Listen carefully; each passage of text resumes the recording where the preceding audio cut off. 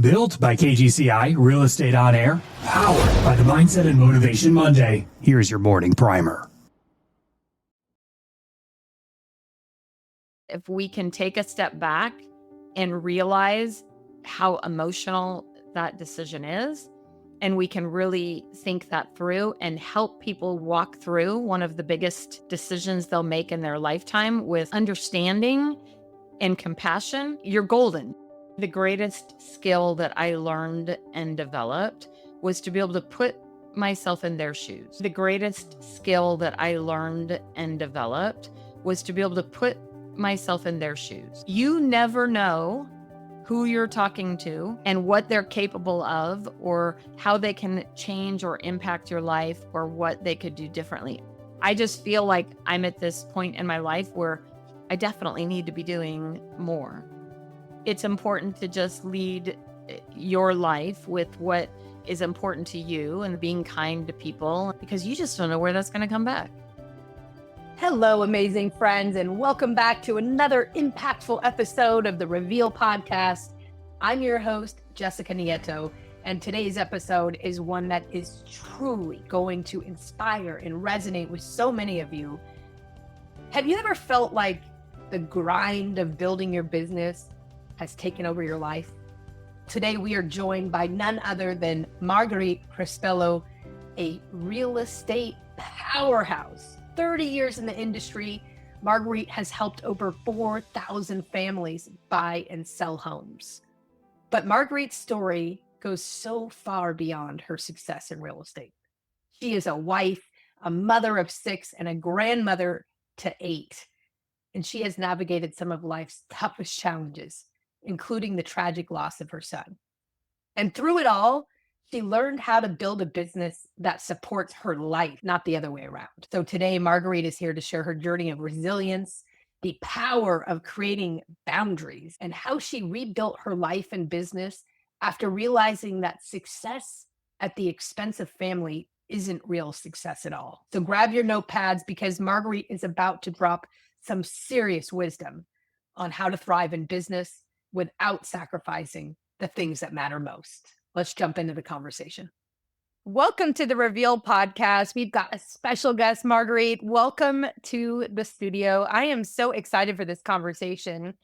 Oh, thank you. I'm so excited to be here. I'm really excited. I was looking forward to this. We met in person in Austin, Texas, and we've been connected through our real estate brokerage, EXP Realty. And I learned that you have been doing the podcast thing for, you said 11 or 12 years? Yeah, quite a while. I think it's 11, maybe 12 years now. And I'm so excited to dig into that and just get to know you. I know that as an entrepreneur, I'm sure you have many nuggets to share. And our audience, for everyone out there listening, our audience is made up of entrepreneurs, whether they're in the real estate industry or they're considering entrepreneurship. And so I'm excited to dig into some of the experience. Hopefully we can collapse some time for some of our listeners and help them break through some things that they're facing right now. But first off, I just want to have you share a little bit about where are you right now in your business? What's your focus right now on the day-to-day? So a couple things. I've been in real estate for 30 years. So it'll be 31 years in December. And while I love it, and I still love, selling and being active and helping people, I probably could die happy and not show another house, right? I love the people aspect of it, but the day-to-day, I feel like I'm ready to step back a little bit. I think I would always still help family, friends, close people that I care about, but I'm ready to not be in the heavy day-to-day of it. So I've been looking at more options. I do some coaching and I do some other stuff. Of course, I'm part of EXP, so I have that. But I wrote a book called 100 Things I Love About You, and I have a couple of other book 100 ideas. Things I Love About You. Yes, it's a book about relationships. I'll tell you in just a sec. But I have a few other book ideas swirling around in my head. And so I don't really know. I'll be 61 in November. So I'm really maybe trying to figure out what I'm going to do when I grow up. I don't know 100% know. But I do know that I love talking to people, being around people. I also love to hear people's stories, and I'm so fascinated by people's lives and what they have going on and how I can help them. But so I'm not really sure where that's going to take me, but I'm here. Yeah, I like to say we're always on this journey to figure out what it is we want to do. What is it we don't know? What are we going to discover that we knew nothing about that we'll be fascinated with? But always on the daily and in our present is just being the best version of ourselves, being curious, still having a little bit of trust for the world. And then we land ourselves in really exciting places. I asked a question the other day on Facebook and got an enormous response, which was, what did you want to be when you were a teenager, like a young teenager? So it's interesting because I saw that post and I was thinking about it. I was like, Oh, you did? I had actually wanted to be a teacher. And ironically, I feel like I am. I feel that's where life has taken me. But I did like teaching. And what's funny is, of all things, I wanted to be a history teacher, which is crazy to me now. But Were you mostly fascinated because, with history? Okay. well, here's the crazy story. So when I was in seventh grade, I had a horrible history teacher. Her name was Mrs. Arnold. I'm sure she passed away many years Was it ago. American history or world history? Do It you remember? it was she had this horrible class, is my point, and she would come in, she'd put movies on, in fact, I'm I old, think so they we were had hungover. old Yeah. projector and all that, probably, and she would just sit in the back of the class. Then in 10th grade, I had a teacher named Mr. Yerman, and he was a gold medalist in Oh, 1960. wow. And so he talked all about the old history of the Olympics, all the way back to Greece and Ooh, all that. that's fun. And I became really fascinated by history and started reading historical books and things like that, got fascinated by it. But then life happened. So I didn't end up going to college and I didn't end up teaching. But in fact, we talked a little bit before and you were asking about authors and stuff. And Malcolm Gladwell is one of my favorite. And he Mhm. does a podcast called Revisionist History, which is Revisionist history. so fascinating, his podcast. If he could take the commercials out, I'd be happier. But he he talks about all these different like weird stories through history that you don't really know about. They're not like the most common type things. So anyway, long story short, I wanted to be a history teacher.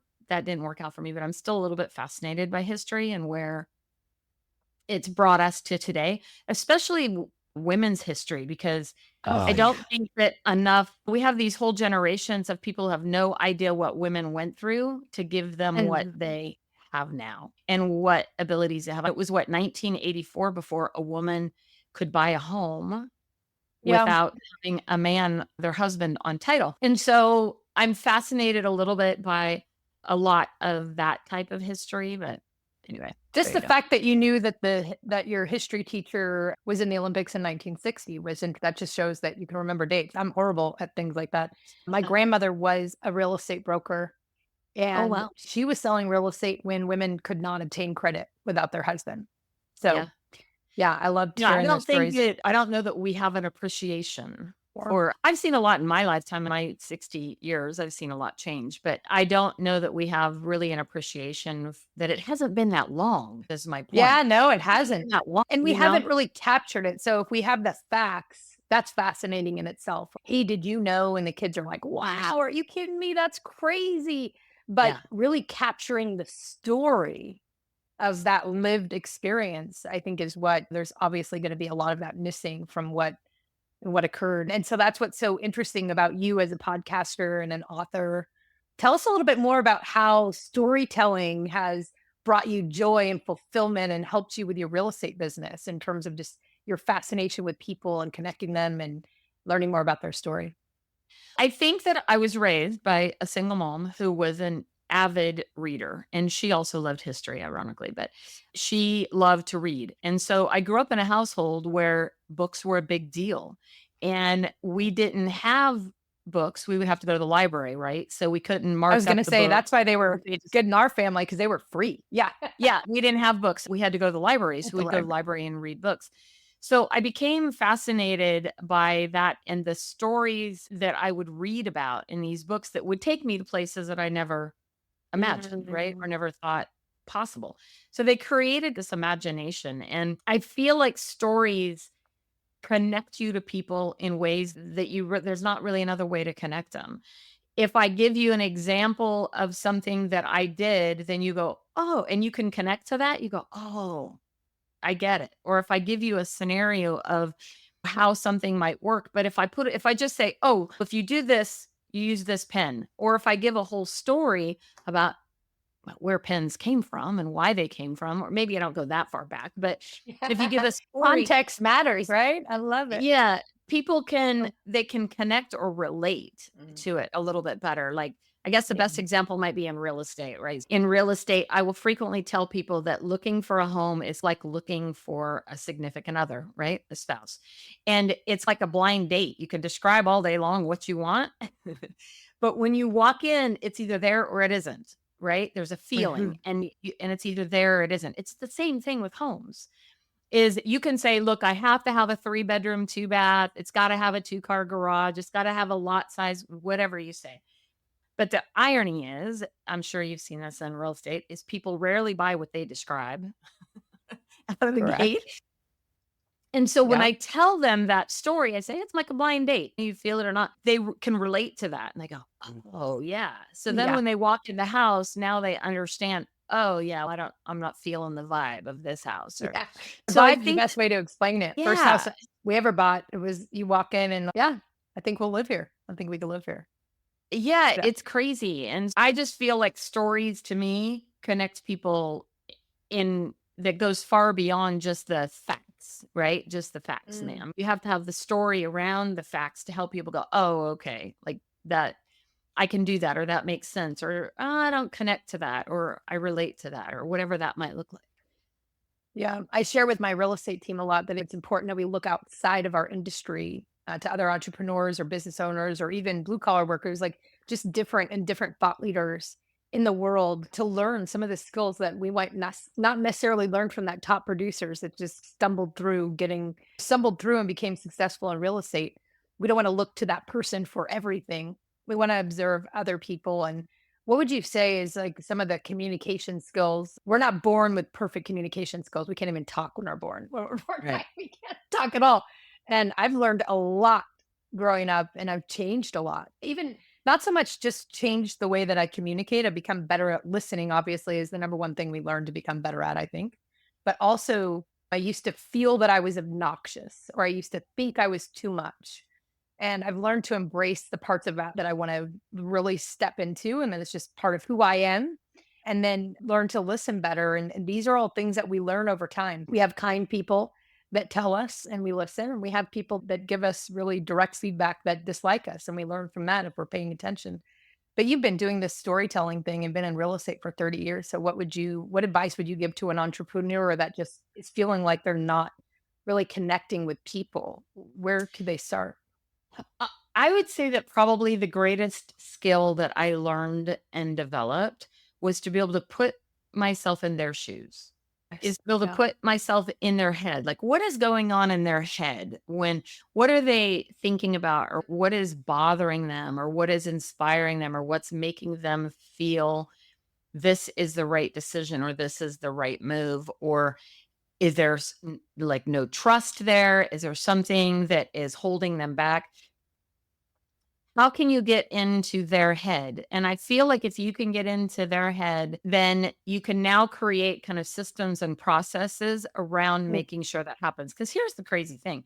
Real estate's really not that different from anywhere at least in the United States. I've not sold real estate outside this country, but at least in the United States, it's pretty much the same. Like, I could come to your neck of the woods and there might be some small logistical things that are a little bit different, contract legal stuff that might be different. But overall, the emotion of somebody buying a home is really no different. Whether you're Right. in Northern California, where I live, or Timbuktu, or Kentucky, wherever people are, the emotion of it is no different. And I think that if we can take a step back and realize how emotional that decision is, and we can really think that through and help people walk through one of the biggest decisions they'll make in their lifetime with Huge. empathy, understanding, and compassion, you're golden. You're going to be fine. You just hit the word. I thought that this is a masterclass in how to be empathetic and empathy. We'll just say it like as female leaders, right? It's one of the traits that I think makes us really strong in real Yeah. estate. And Sometimes I recognize that buyers are fearful or sellers are fearful just based on like trauma that they have. Like they're just deeply scared of being a homeowner. And like on the surface, they're not really ready to communicate that or say that. It's super a vulnerable place to be. But being empathetic and just putting yourself in their shoes, that's really great advice. And what about like on the fulfillment side? What has that been like in terms of where you just felt a shift in the In way the real that you were estate world, connecting with people? Yeah. I think that it somewhat happened early on because I frequently tell the story of one of my favorite people on the planet who I sold. Her name was Linda, and I sold a home to her in 1997. It was a $50,000 head home, right? So it was nothing Mm. fancy and it was not in a great area, but she was a grandmother. Her daughter had addiction issues, and so she had custody of her grandchildren. And she had been homeless in her life, and she'd had her children and grandchildren had been homeless. And she's, look, I want a place where my grandchildren can grow up and not have to worry about living on the streets.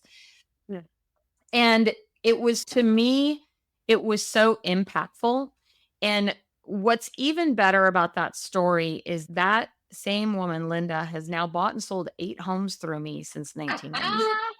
You It did gets that. better. It gets better than that. She has referred people who have referred people who have referred people, 65 referrals, over $400,000 in commissions Get out of here. since I sold our home. So to me, that's impact, right? And She's like in I the mean, platinum VIP. Freaking, she's I had family. no idea that's where it was going to go. I was just helping somebody accomplish their goal. And I think that's what we have to do more than anything is we can't attach our own personal stuff to helping someone else. We have to just help them and guide them and help them get through it. It's an overwhelming process. It's a lot of information. And a story that I'll tell frequently is, let's say you're talking to somebody and I mean, they could work at Taco Bell or they could be a doctor. It doesn't matter. The fact is, I explained to them, I go, look, if I had to walk into your job tomorrow, I'd be totally lost. Doesn't matter what they do. They use terms and phrases that don't make sense to the rest of the world. They speak a language that we don't understand. They have a certain word for tomatoes or cheese or whatever. It doesn't matter. Yeah. No, But- this is But gold. the truth is that if I had to walk into their job tomorrow, I'd be lost. And these people, even if they've bought a home in the last 10 years, have things changed a bit? Yeah, Right? the process changes constantly. All the right? time. So they're walking into our world for the next 30, 40, 100 days, whatever it is. And they're overwhelmed. They're scared. They're nervous. They're getting lots of opinions from everybody, right? Kind of that famous, Right. I have to walk In the ear. uphill and downhill in the snow and 8 months pregnant, whatever. Realtors are terrible people. And yeah. They have this whole, you're right. They have this whole background and they have this whole list of people who all can't wait to give them advice. And so I try to explain that to them up front. I go, look, lots of people are going to want to give you advice and just bring that stuff to me. And I'm like the doctor and I'll tell you whether that applies to you or it doesn't apply to you. Those stories help people, number one, relax a little bit. They're like, okay, she's got me. And it helps them connect and say, oh, so I'm not stupid, or it's not that I don't understand, or it's not like people feel really intimidated. And Yeah. when I give them that story, they relax a little bit. They're like, okay. Because they have their I guard don't- up too, right? Like, I don't know Yeah. what I don't know. And I don't know if this person cares. Right. And so if you give them that space to feel like, okay, this is normal for everybody. I think all most people really just want to feel is normal, what I'm Yeah. thinking or feeling. Because a lot of times we get in our head that I'm the only one. I'm the only one who doesn't understand this. I don't know anything. I should have paid better attention in math class. Or they think it's their problem and they're the only one. And I think it's up to us to help people feel like what they're feeling is normal and okay. And we're going to get you through it. And I think we want to be a leader that we wanted to see in our lives and when we were younger, right? Yeah. A lot of realtors don't own real estate. I don't have the stat in front of me, but Wow. We had Matt yeah. Plummer here locally today, and he was saying that. He's like, the majority of Oh, you agents had don't him even- there. I Or interviewed he's him there. on the podcast a couple weeks ago. He's Yeah, great. I know. He was awesome. So he was saying that. He goes, and that's true. Most agents, real estate agents, owe a ton of money to IRS. They're flat broke. They're not selling as much as they think they are, and they don't 6 own to real estate. 7 out of 10, I think it was. Yeah. And It's so let's sad. talk about that. I love the advice that Matt gave, and he says something to the effect, and I totally agree. Is it's okay to be where you are, but it's not okay to stay there. Start today, and you can start small. I posted this morning about I like to do the reflection exercise. Am I taking my own advice? The advice that I give to people, have I tried it on myself? Just making sure that I'm staying authentic to the advice I'm giving. I love what you shared because I believe it's been a master class so far in terms of how to connect with people, to be empathetic, and just that there's always that story. I have a similar story where you're starting small and you're not really focused on what it's going to mean to you. You just know that it's the right thing and you deeply, passionately want to help someone. And then the result is it's in like the amazing, like 65 referrals. That's actually insane. I don't even know if I've ever heard of anyone ever giving 65 referrals. So what else would you say that you learned that's been like, if you could just boil it down to two things that not necessarily you wish you knew sooner, but just that you want to share with the world, one or two things that have maybe you learned from the darkest day or the best day in real estate or as an entrepreneur? Okay, I'll start with kind of the best part. I think that the best part that and is the most important in all aspects of life is the value of relationships, right? Mhm. Like you never know who you're talking to ever and what they're capable of or how they can change or impact your life or what they could do differently. I'll take Brent Gove even, for example. I've known Brent for 25 years, probably 30 years now. I've known him for a long Mm. time. And I mean, we mostly were like social friends. I'd met him in passing and I knew who he was. He knew who I was. We'd talked about doing business together and some stuff prior to all of the EXP. And I've shared this story publicly and so has he. So this is not a big secret. So he calls me one day. I'm driving home. It's like 6 o'clock at night. I'm like, hey, Brent. And he goes, hey, how are you? And I'm like, I'm good. And all of a sudden he starts crying on the phone. And I'm like, what's going on, Brent? So I had to pull my car over and he was going through a very tough time with Kathy. Again, like he's been very vocal about this. Sure. Yeah. He was like sleeping on his buddy's couch or something like that, right? And I just remember I said, let me pull over. And I pulled my car over and I sat there for 2 hours and just listened to him and talked to him and tried to help him through. Little did I know, obviously, years later, when he would introduce me to EXP in 2016 and how that would change and impact my life, right? Mm. You never know who you're talking to, and you never know how that's going to help you, how it's going to change your life, what it's really going to do. So I think that is Okay. probably the most important thing is that those relationships matter. And I think that you don't realize that people are looking up to you or following you or you don't Oh, realize that's good advice. Add on you to that a really little know bit. before years later and said, I really had no idea. I didn't Mm. understand. And that has been coming up a lot for me lately because I don't know that you realize what your own mother went through until you're of your mother's age and have experienced what your mother may have experienced, right? When it comes to raising children, when it comes to whatever it is, like we were talking about history earlier and what our mothers may have experienced in their lifetime. I remember being 12 years old and my mom buying a house, but she was in this bad relationship and she had to make that relationship work so that she could get on title to Oh, the home because that wasn't an option then. And yeah. she had to get on title to the home so that she could have a stable home for us and kids. So I don't think that people really understand all of that until you have experienced it. And I feel like that's what karma is in a way and not in a negative way. Like people Right. always say, oh, something bad happened. They go, that's karma. That happened to them. And Mm. I've always started to think, what was the karma that happened to the other person that they deserved that Mm. or that they didn't deserve that or whatever that is, right? If you believe in the word karma, whatever you believe in, Sure. what that tells you is that at some point you are going to experience something that was either a negative or a positive experience. So you have a bad situation when you're 22 and you blame the world and it's all the world's fault, right? And then all of a sudden you're on the other side of that coin. And now you're like, oh, I get it. It's sometimes you need to hear the thing when you're meant to hear it, right? Like it doesn't resonate like you're talking about storytelling. it didn't make sense at the time, but as it applies to you maybe later. And I think also just words matter, thoughts create worlds, all these things, they actually do create our reality and our perception. And as we move through life, things can come up for us where we can look back and go, oh, wow, it didn't make sense to me then at all.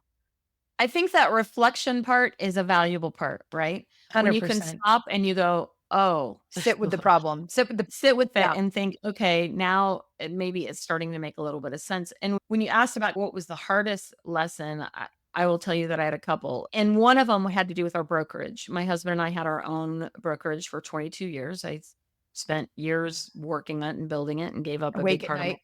life to make it happen.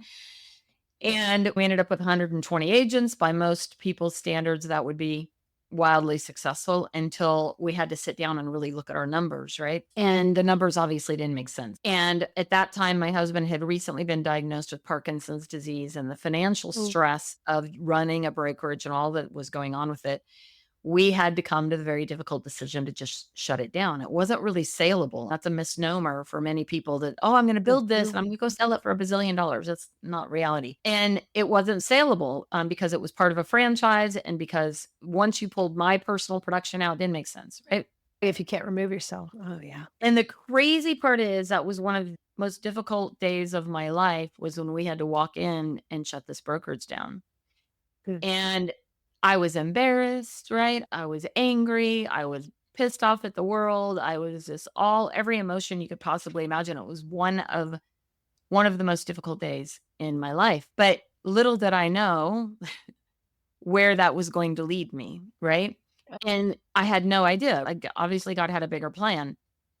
And the thing that's interesting too is I just went to an event last night with a friend of mine, and she goes, I've never really had the chance to tell you. She goes, but you remember when you shut that brokerage down? She goes, and everybody I talked to felt so bad for you, and they just wanted to support you, and they just want to know what they could do to help you because this was a big deal for you. And I never saw it that way. Like the way You that didn't I realize saw it, that people wanted to see you win. no, I'm thinking, oh, these people are all pissed. They're all happy. They're like, hey, funny. Now it's like all this, who knows what I had going in my head. Perception. But I was like I didn't even realize. I was so caught up in myself, first of all, that I thought the whole world was like laughing at me. Like I was the laughing stock of the community and all that. And that wasn't the case at all. So I would say that was a difficult day. The second difficult day was when it was during the REO crisis, right? Some of the worst arc in history. And we were 30 days from losing our home. And I just remember I was driving down the road crying hysterically and saying, I don't know what your plan is, God, but I cannot do this anymore, right? I need some help. It was Take the Wheel, the famous song. And all of a sudden the phone rings and it's Kelvin Zelaya, who runs REO now for EXP. He was at the time a Fannie Mae asset manager. He goes, this is Kelvin Zelaya. I'm calling to interview you for a job with Fannie Mae. I'm like, I'm trying to like breathe. So I'm like, that's terrible. I said, can I call you back in about 45 minutes? And he goes, I go, I'm on the road. And he goes, yeah, sure. So I went back and called it back and got it. But all I remember is thinking, okay, like this is one of the most difficult days in my life. And sometimes you just have to let go, right? You have to just like, hey, I don't know what the plan is, but I just have to keep doing the work. And I think that there's a lot of agents that are struggling right now. It's a tough market, a lot of changes. It's tough. Yeah. It's hard. It's hard out there right Yeah. now. And some people make it look easy, right? But if you just keep doing the work, That goes back to the perception, right?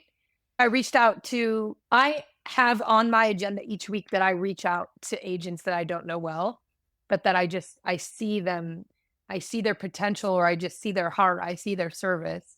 I reach out to them, and my experience twice this week, one was today, was a guy who was deeply missing his father because it's his father's birthday and his birthday this week. And just a strong guy, like just an absolute rock star in real estate, newer to the business, rookie of the year, just crushing it. I'm not going to mention his name, but he said, my dad was a tough guy and he was a man's man. He would have said, no crying, don't cry. And he's, Dad, you're not here, so I'm going to cry. And I'm crying today. And he wouldn't answer my call, but I've really connected with him over the last few years. And I text him and I just said, go for a walk. I don't even know if he's really is dark or having a bad time, but I knew he's always answering my call when I call and he didn't answer. He called me back and he's like, hey, I'm getting the dogs and I'm going to go for a walk. Thank you so much. And it just, that brings me to tears myself. Like, it's wild the impact that we can have on people's lives when you are intentional.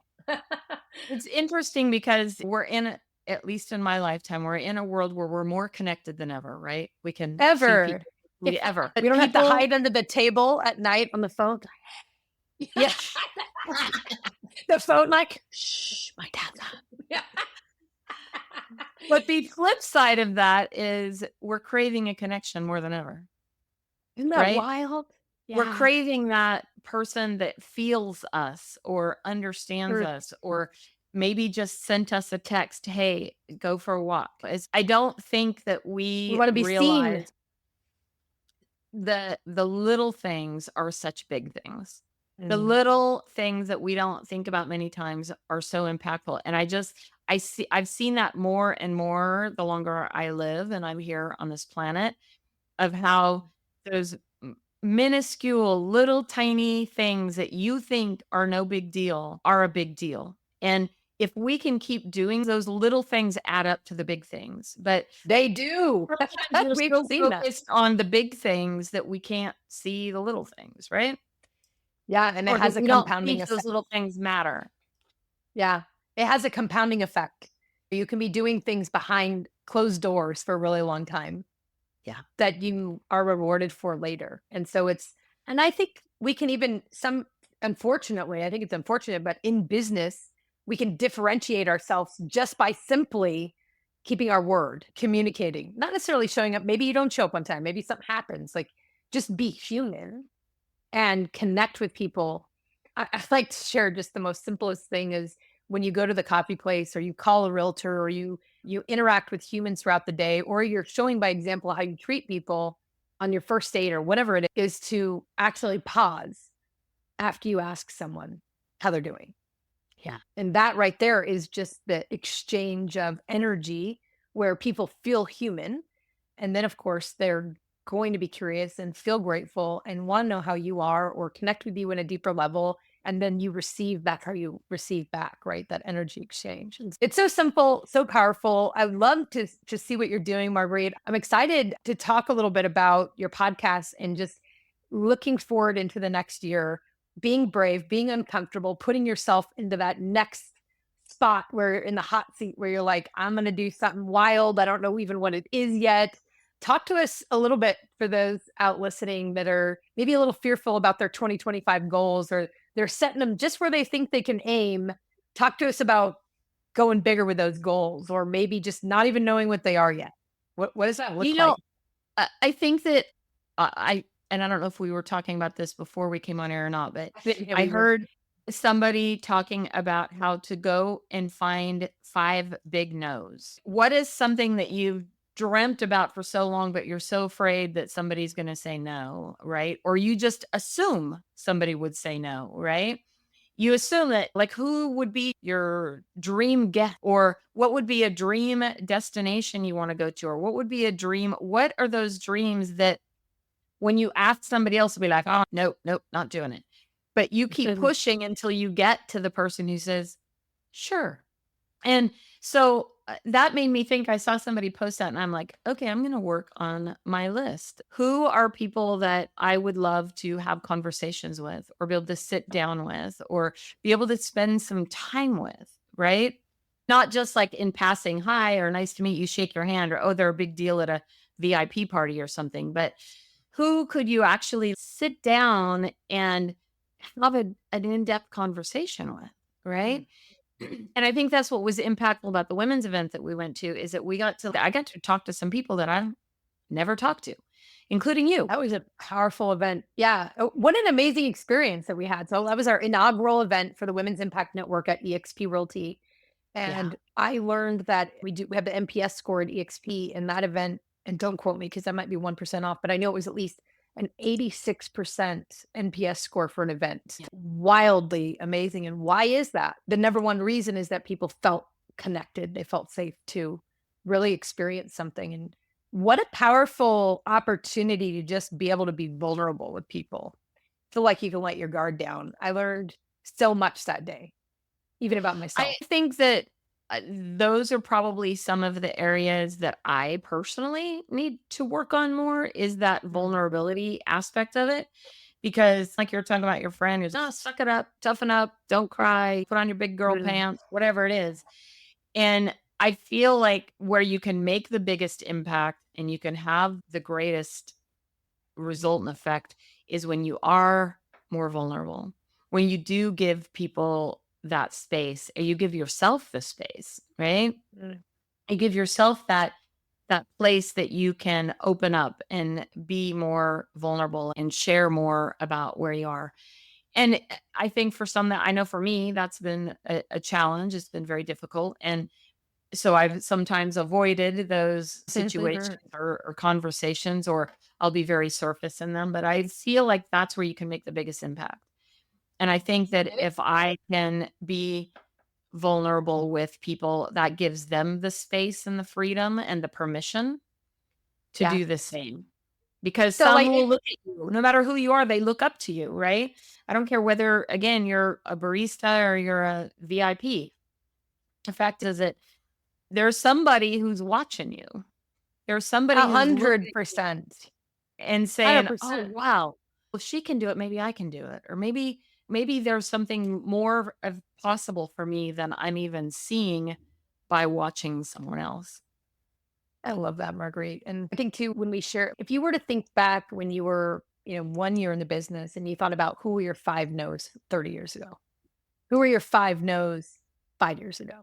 Who or Easy, because so the funny things right? is that And now they're those people are maybe your friends or people that yeah. need advice from you, or they're going through hell, who knows, right? Yeah, you just don't know. And I guess that's why it's important to just lead your life with what is important to you and the values. And like you said earlier, being kind to people and helping them where you can, because you just don't know where that's going to come back. And there's somebody, I'm sure, I just talked to somebody the other day, they're a brand new agent. They're like, I feel really stupid. I said, well, take a deep breath. You're not stupid. You're far from stupid. You got a college education. I don't even have a college degree. I didn't even go to college. I So dropped out of high school. Yeah. if you're comparing Tell people that, they're education, like, "What?" Like, exactly, that proves the point that you have this perception of what success looks like, there's a and guy you don't named even know if the people there's a you guy look named up Rick to. Ruby who runs the core coaching group. And What's his he name? used to always Rick Ruby. And Yeah. he used to always say he has a PhD, a public high school diploma. No, Same, same. I just think that you just have to do the best you can. And what's crazy is that life has its way of showing you that what you did is okay. And you're Yeah. going to be okay if you just keep moving, right? You keep I doing have the a work. sticky I have a sticky, a couple sticky notes that I snagged and took back, and I've been sharing some of the messages from that Women's Impact Network conference. And I love this one, and we've been doing this one on my team meets, which is, what is one belief that you have about yourself that isn't true? I think What that is helps us grow and expand, right? it does because I didn't originally intend to actually ask you the question, but I just thought it's such an insightful question. well, you It's know not what? really, It's a it's really a good question you have to question sit because with. I think that I doubt myself a lot, like probably many people do. I doubt Right. my abilities and Or my something in your head does. something in my head says you aren't enough or you don't know enough about this. And I wonder if I can find it real quick. I wouldn't want to read the whole thing, but it was a chat GPT prompt. And what I did love it it. say? Let me see if I can find it real quick. Yeah, while you 'Cause look it for was that, so good. I It think was so good. to move past that is to replace it, right? Because somewhere we are reinforcing and justifying those beliefs that we have deep down, and that's why we So here's continue. the prompt. It says, All right. what do you know about me that I might not know about myself based on our recent interactions? And I actually asked ChatGPT this question. That is so it was so fascinating. fascinating. Like it says Similar one. resilience and adaptability, right? It says deep connection to community, mentor at heart, innovative and strategic thinking. It obviously goes into much more detail about that. Mm. But I was like, wait, who are they You're talking like, about? hold on, chill out. Yeah, stand down. And I think that there was another exercise that I did years ago. Dan Sullivan, who runs the strategic coach. Oh, my I love favorite. him. Yeah. He all did. the He had books. us do an exercise that said send out an email to 12 people Mm. that are close to you, like family, friends, or whatever, and ask them what they think your greatest strengths are. Yeah, I've done And this. it was so good. So It's good. deeply interesting too in the way you can connect with people. And it helps that with that exercise of what is our perception of what other people think, because that's what the reality that we live in, which is very different than the reality. Reality. Yeah. Oh, wow. That's Yeah. interesting. Oh, you got me deeply thinking there. I paused, sincerely paused. So I'm excited, Marguerite. We have some really great common connections. We're surrounded by amazing people, and it's just such a blessing and an honor to sit with you and chat. I look forward to getting to know you more. And I want you to share and just put out into the universe, because I know you're doing your reflections, you're thinking about 2025, you're expanding on what's possible for 2025 for Marguerite. So, what would you want to put out to the world in terms of what you're wanting to connect with, what you're putting out there that you're wanting to accomplish, who maybe one of these no's are that you want to interview? What would you put out there to the world that you'd want to connect on? I would say for me, I want to take conversations deeper, and Sure. I want to have a few more meaningful relationships in my life. And I think for 2025, what I intend to do in the next few days, because this has all just literally shown up for me, is to really make that list of who are people that I want to spend more time with. Who do I want to surround myself with? And who do I want to have conversations with? There's a lot of great people out there that I love and admire what the work that they're doing and how they've given back and how they've contributed. And I want them to know that they probably already know it, but maybe they don't. They need to hear it from Yeah. me. And oh, I love that. The other aspect of it and is that I want to be able to have that impact in a way. I don't really know what that looks like right now. And I don't know that I'm super connected to what that looks like. I just feel like I'm at this point in my life where I definitely need to be doing more, right? I feel like I can give back in more ways that I've ever been able to do. And that allows me to do more, to connect more, to help support other people in whatever their goals and dreams are. But I'm going to make a list. I'm making a list of the people that I want to talk to, Checking it and twice. I'm going to check it twice. Yeah, And yeah, I didn't want to cut you off. I made a list actually of people that have said, "Hey, Jessica, if you ever need anything or you ever want to chat or connect, or if there's anything I can help you with or whatever." But I made that list. And one of my mentors, actually, I was speaking to her earlier today. She's a developer, an investor. She's now in her 60s. And she's saying, like, this next 5, 10 years of my life is for me. Like, my kids are grown. They need me, but they don't really need me and all those things. And she says, also need to, it's great to mentor. It's great to give, but you also need to put yourself in those rooms, be mindful to make sure you're committed to building those relationships with people that you want to grow into that better version of yourself, and where you can learn and be in that environment. So that can be challenging because, as servant leaders, you can get into that motion of it's just in order for you to continue to serve, you also have to grow definitely. There's a famous saying, right? You are the combination of the people you hang out by with the best people. most, right? Sure, of course. So who are you really hanging out with? And I'm at the same stage in my life. My kids are all grown. I have a grandson now, but my kids, they call me every couple days when they need something. Not totally, but they're great kids. But I don't need the day to, they're obviously, I'm not in the day to day of their lives. And They're dressing so, themselves now. Yeah. yeah. So now it's really a matter of, okay, what the heck do I do with myself? What is What's the my purpose? What's your purpose? purpose? And so Yeah. that takes some work, right? But I feel that the work to make that happen means I have to push myself out of Be that. intentional. And I have to really reach out and connect and spend that time with people and get to know them, because I'm not going to get to know myself any better if I'm not pushing myself into different groups and different types of people. I think that's essential. And so what 2025 looks like, I don't know yet, but I'm I hoping love it's it. going to be a good year, and I'm going to get some stuff done that I wanted to do and spend some time with great quality people like you. Oh, I love that, Marguerite. So let's summarize this with the action steps for everyone to follow along on this journey with us. So we're going to make our list. And we're going to be intentional about reaching out to these people rather than waiting to be invited. Yes. And we are going to dig deeper. We're going to have richer, more meaningful, more vulnerable, more authentic, and more empathetic conversations with other humans that we want to get to know better. We're going to Right. make time for it. It's going to be a non negotiable. I'm excited to see how this year unfolds and to be connected and get to know you, Marguerite. Thank you for sharing and pouring into everyone like you always do, whether it's from a stage, a phone, or an in person conversation. I'm so grateful for you and I look forward to staying connected. Thank you so much. Right back at you, my friend. We got to get you on my show too. I'll see you on your show soon. All right. Take All care. right. Thank you so much for having me. Marguerite. Thank Bye. you. Bye. What an incredible conversation with Marguerite. Her story is such a powerful reminder that it is possible to build a wildly successful career without sacrificing your family, your health, or the things that you truly love. Her vulnerability about her struggles and her journey to create a business that works for her and not the other way around is exactly the perspective that we need in this high-pressure world of entrepreneurship.